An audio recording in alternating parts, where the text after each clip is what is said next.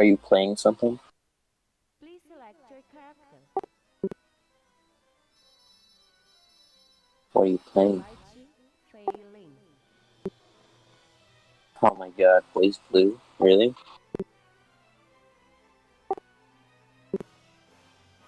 Oh, oh wait, on the app or whatever, the new app they made. Oh, just wondering.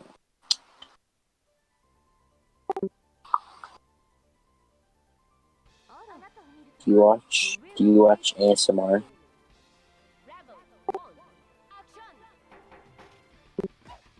Why? Shit puts me to sleep. Pretty.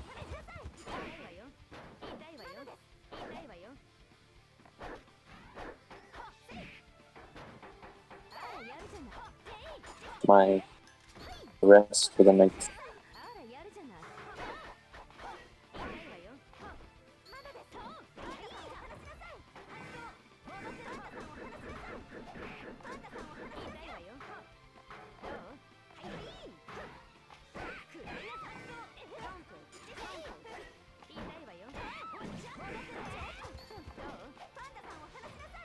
Raven, have you ever seen that video with the kid?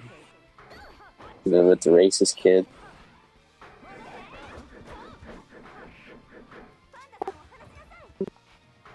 Where he drew like those really generic kind of drawings of like the kid. He's like a black guy. He's like, no, I have a family. I have stuff to live for. And the kid just comes out of nowhere and just like, shut the fuck up, you stupid nigger. Shut the fuck up. Do you remember that? Do you know what that is?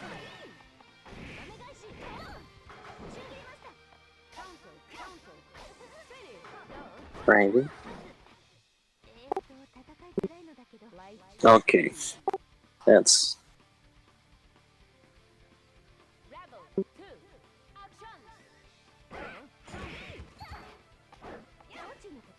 Is that all you do? Just play fighting games all day?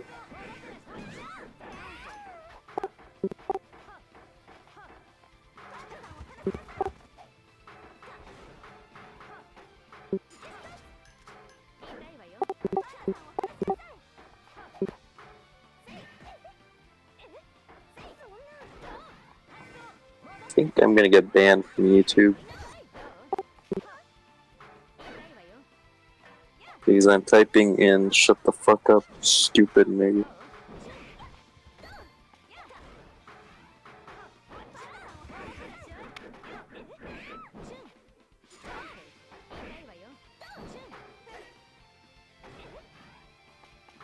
There's just a lot of Keemstar stuff here.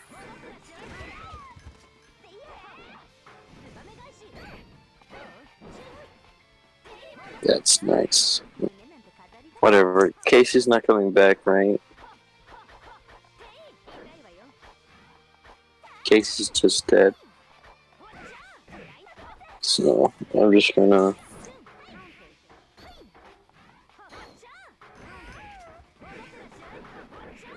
I'm gonna read the story, okay? Okay, so this was a thing off 4chan. So it starts like this. Let me just... Oh, fuck, I'm getting kind of tired.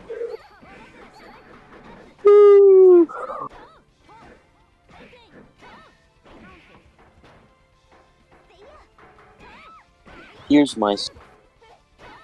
Be 16, be black, and have family down in Alabama. They farm and own a huge amount of land down in Huntsville. Uncle owns a big house and a bunch of trailers they put out in the woods for hunting or camping.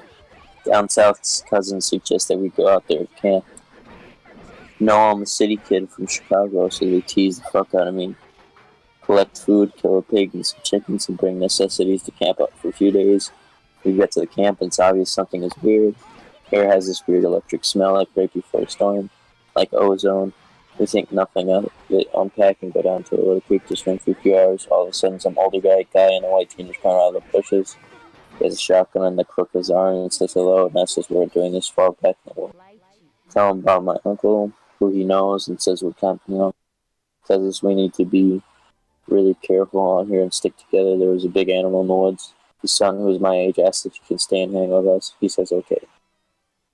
I'm going to stop green texting because the story is fairly long and 4 minutes to write it. So we end up playing football, digging around with me. There's the white kid, Tanner, 5 of my cousins, and then 4 other friends. In total, there were 5 girls and 6 boys. We all were around 15 and 17. We ended up just dicking the day away, so we head back to the camp, pulling out some stuff for a campfire. Even though the trailers both had kitchenettes, Tanner says that his family's property sets up against my uncle's. He wants to run home and asks Dad if he can come out camping with us. My cousin, Rooster, says he's going to go with him since it's going to get dark soon, and the girls also wants to tag along. It's about 7 o'clock and it's starting to get pretty dark. We take flashlights and take the trail towards Han's property. The rest of us chill. We make s'mores and drink and kiss on the girls. Mm-hmm.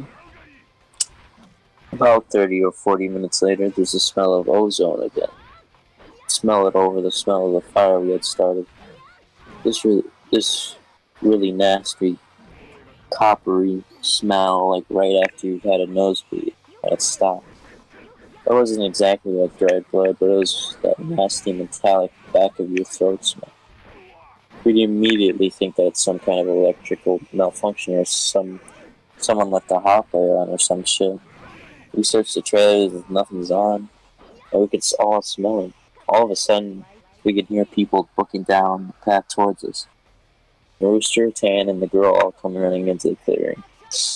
Out of breath, they don't even break stride. They all run into the trailer, right by where the fire is. We all get the fuck out of there and into the trailers. They end up coming down. Even Rooster's crying his fucking eyes out at this point. All the while, the fire's guttering lower and lower. So my other cousins say fuck it and are about to go outside to get the generator out of the shed between them. Tanner goes, fuck no, lock the front door. Ain't nobody else going outside. He's been crying too and his eyes are bloodshot, puffy and his pants are dirty as shit. He goes on to tell us that we went up to his house. His father said sure to go out camping to make sure they were careful on the way back. But that maybe they should take one of the hunting rifles just in case. Evidently, Tanner had seen something in the yard a few days before. One of those pigs had come up, ripped up, and half eaten. They assumed it was just some big cats or coyotes, even though they don't usually fuck with live animals. He'd gone upstairs and packed his stuff and told his dad they would be okay without the rifle. These coyotes would avoid people, so they started walking back toward where we were camping. So Rooster finally stopped crying and shaking. The girl already had, and she was just staring out the window with a dumb look on her face. He says they had gotten halfway into the woods toward the camp when they started to hear shit in the forest. It was almost pitch black by that time, but they weren't sure at first what the fuck it was. The girl said that she heard something in the bushes right off the trail, and they all beamed their flashlights over there. And there was someone standing back in the woods a little halt. Brewster said they shouted at him and told him that he was just scaring the fuck out of them, and what a dick he was.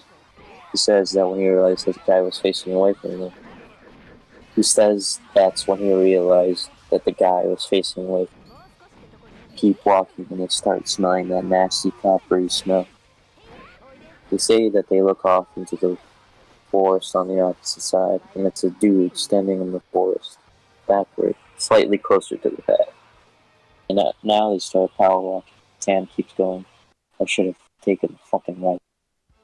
As they're telling the story, the smell is still super strong, even inside the cabin. They say after they've started walking faster, a kind of low gimbling had started coming from both sides of the wood. As they started looking back to the trailer, the girl said she had flashed her flashlight out into the woods to the side of them. I had seen something jerking itself through the woods. The gimbering just got louder and louder, and they could see from our campfire.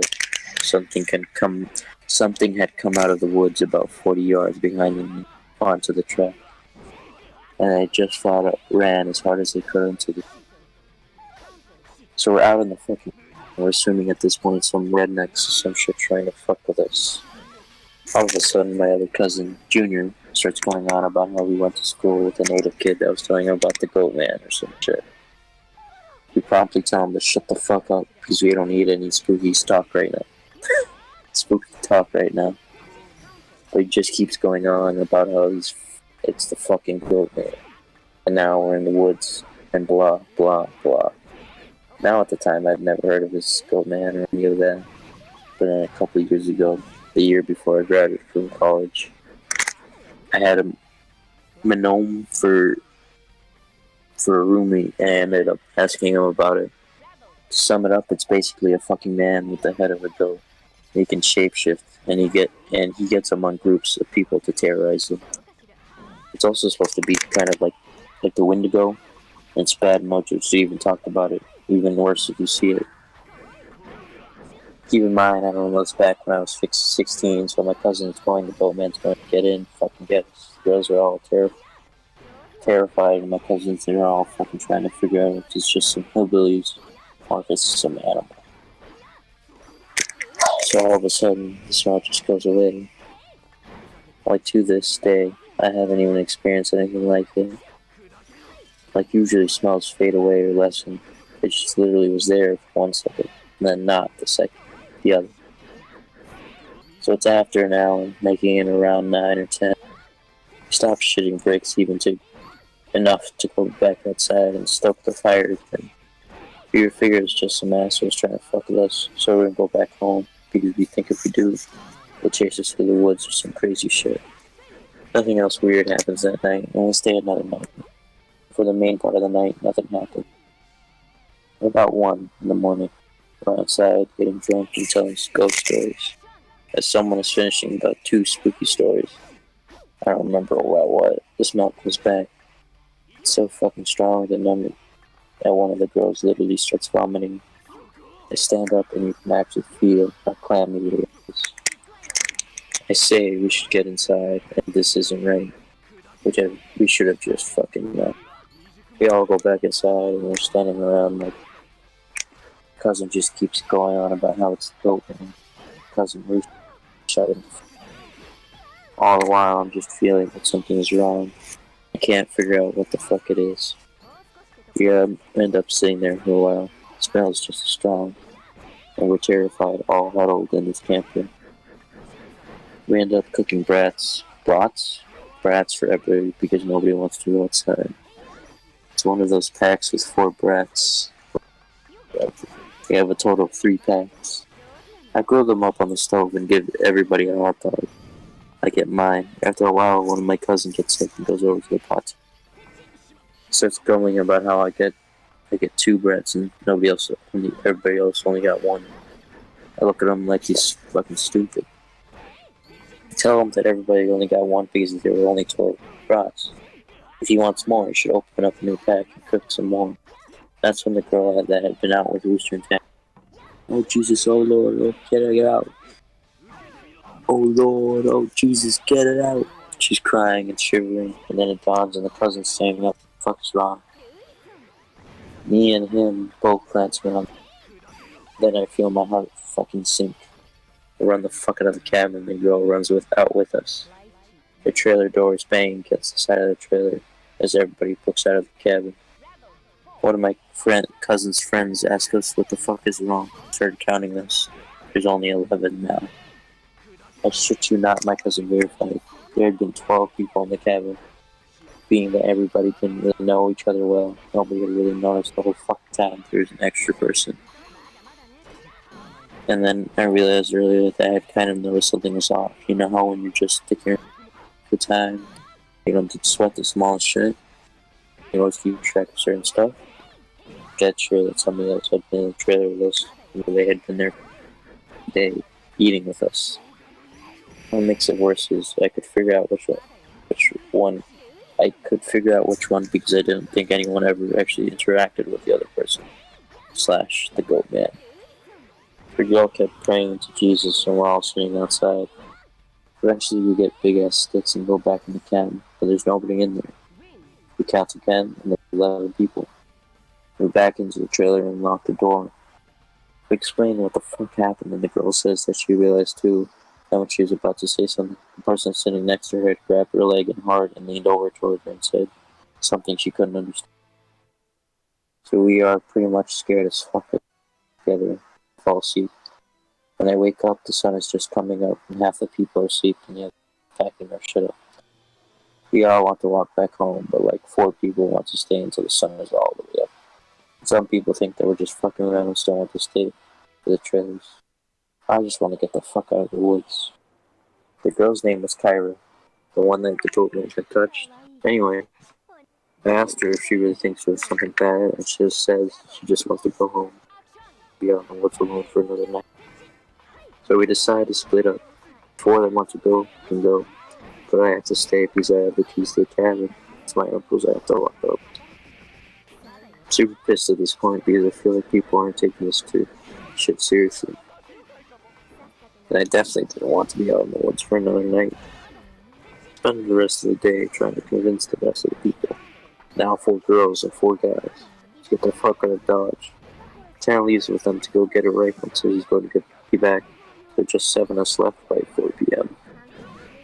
5 p.m. He hasn't made it back yet. We're getting extremely fancy. The only reason I stopped begging them to go back was because they went to go get a gun. It's about 5:30 p.m. or so, and my cousin that did stay, says that the girl Kyra is outside. We all look outside, and sure enough, she's standing by the fire pit with her back to the cabin. Thinking to myself, if she's so fucking scared, why the hell would she come back? And I get this nasty feeling in my gut. Keep in mind the whole time, coppery smell has been gone.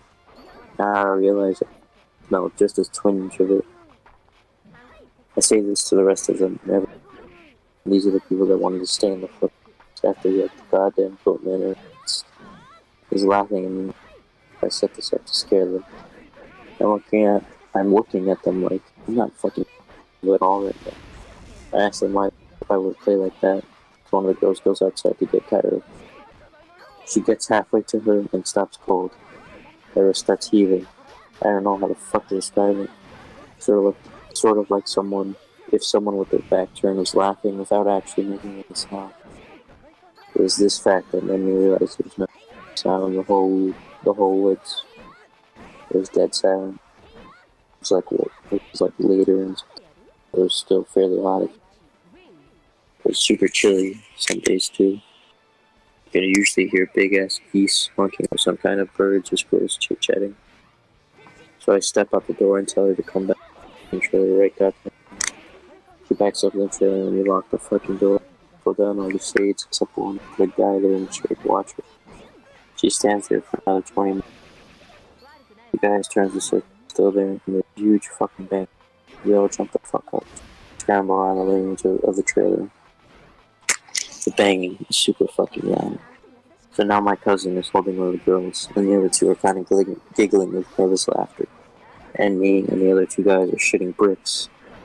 Then we hear Tan screaming, "Let me the fuck in! Stop fucking playing!" So we go over to the door and open it. Stumbles in with a rifle. There's nobody else outside. Evidently he had walked up to the campsite. Nothing weird happened. But he had seen a girl, mind you. He said it was not Kyra's thing. He had gone to the edge of the clearing. She had turned toward him with a saw-jacked look and just stared him down. Slowly tracking him as he walked around the outside of the clearing towards the camp. Said it wasn't until he was almost halfway to the trailer that he realized that she was getting closer to him. She started off by the fire, and without him even seeing her move, she had been inching closer. He said he just ran the rest of the way back to the cabin thinking he would open. When he got to the door and it was locked, he turned and it was about half the distance to the door. He looks around the room and he gets super pale. He pulls me to the side as you might hear. You know, there are only 7 of us in here, right? You get the feeling where your stomach drops to your nuts. I'd been back inside the trailer He had been back inside the trailer while we were figuring out who was going where. And when we all went outside to talk earlier in the day, he just had slipped right back in. We looked out the window and there's nobody out there. So we recount everybody, and then basically I go over and ask everyone how many people were here earlier, and everybody says 8. I say, well, how many are here now? They all do the counting and realize there are only now 7 people in the cabin. So Tan had brought back a couple boxes of ammo and his rifle. Vito's told his dad there was some kind of animal in the forest because he didn't think his dad would believe him. He said it was Goatman. He says that his cousin is supposed to be coming down in a few hours, and in the morning we can all go back to his place. Cousin will drive us home. I'm really fucking terrified, but at least I feel better because we can go back. We can be American, shoot the fuck out of whatever it is if it comes back. Then my cousin gets into his huge argument with one of the girls because she thinks I'm trying to play and prank them. Now she's getting really scared and I'm not the fun. He keeps telling her I'm not that kind of person. And she says, well, how do we know the girl wasn't just Tanner in a wig? Or if it's really the Goatman, how do we know this is the real Tanner? That Goatman didn't just kill Tanner in the woods and take his gun. So we get into a fucking huge argument about this. Where me and Tanner like, could seriously be in danger because at the very least, someone has been sneaking themselves in to our fucking trailer without us knowing and mingling with us. At worst, something bad is in the forest with us. One of the girls is crying and saying, go right now. I'm trying to tell her we shouldn't. They're walking through the woods in the middle of the night. At this point, the sun is starting to go down. It's getting a little cloudy out. We eat something and turn on the radio for a while, but we can't really get a station out there with anything decent.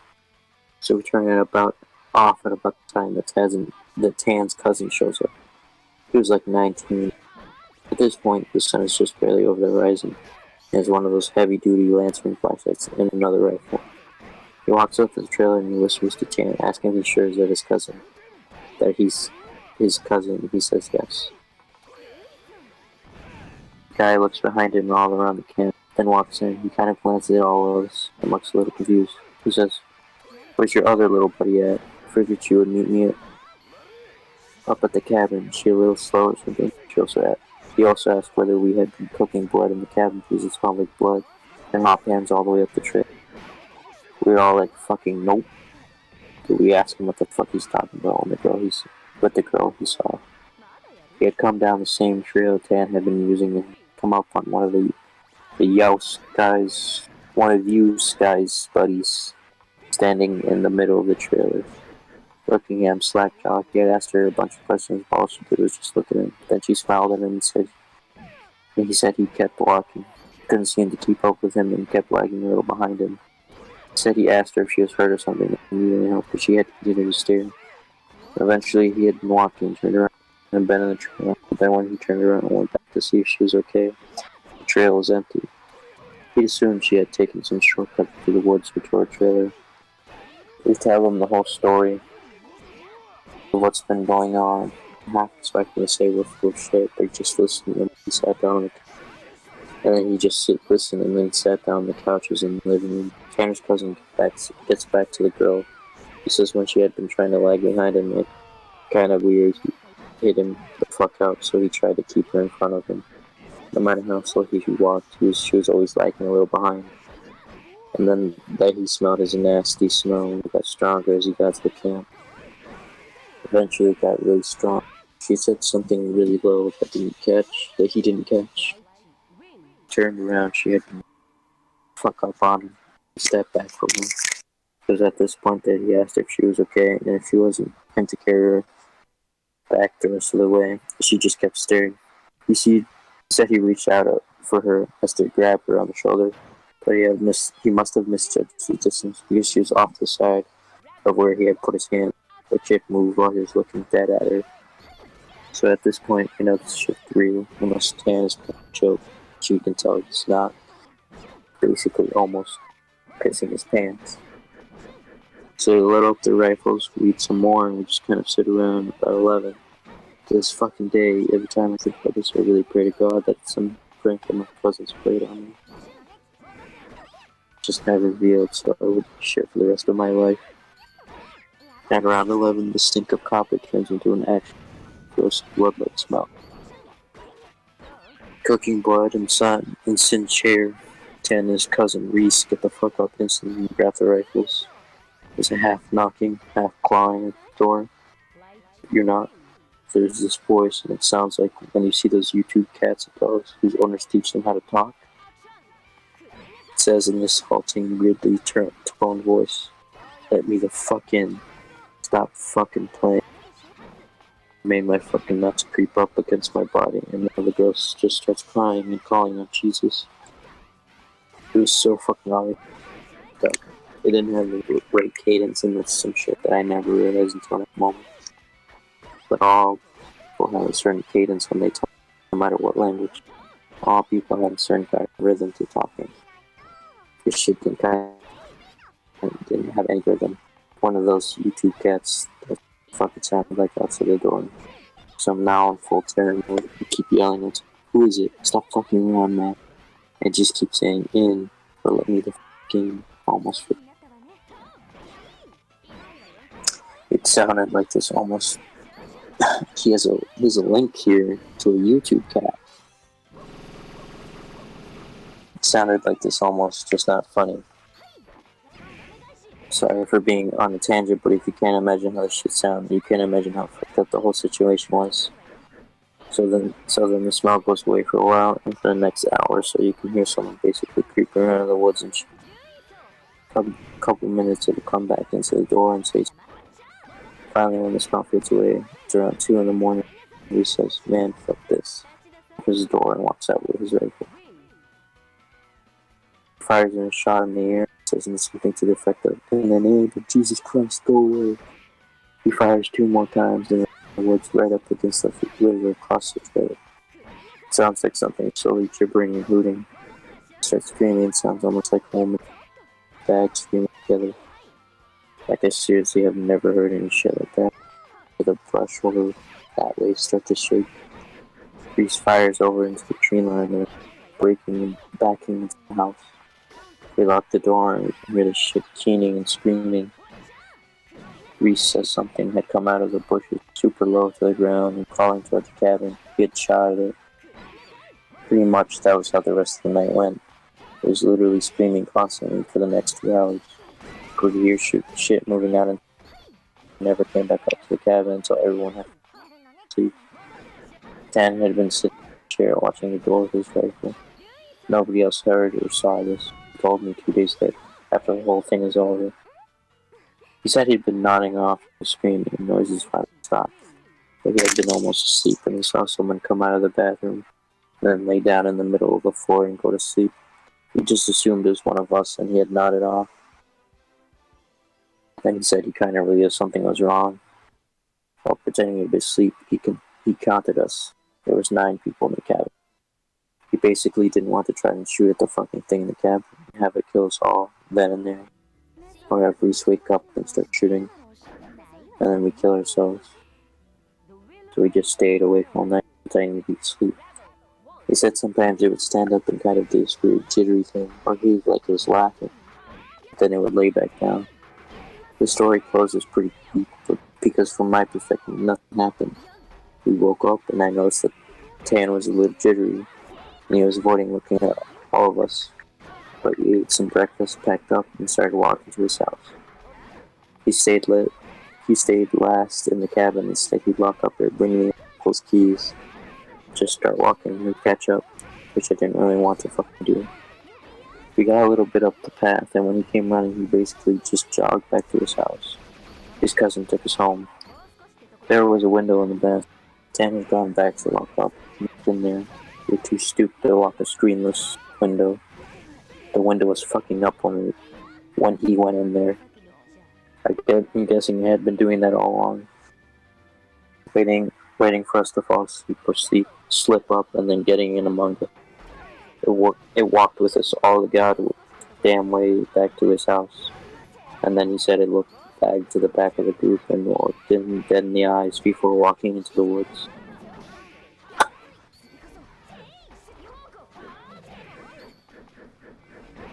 Spooky.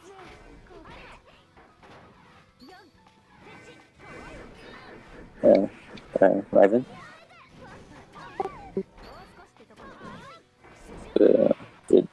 Were you recording that? Shit, that was a long story. Yeah, I didn't think it. I feel like that was longer. Dude, that took me forever to read. Lychee green. Rebel tree. Action. Pretty spooky though, right?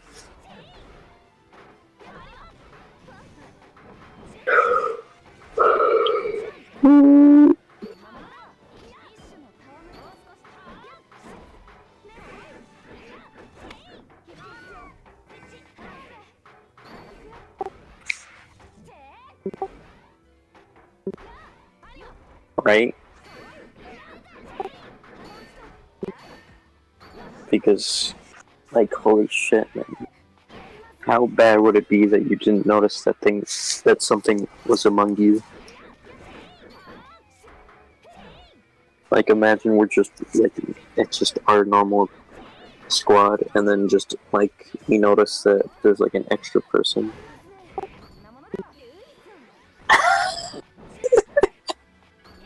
Oh my god, it's Cody. Cody's the goat man.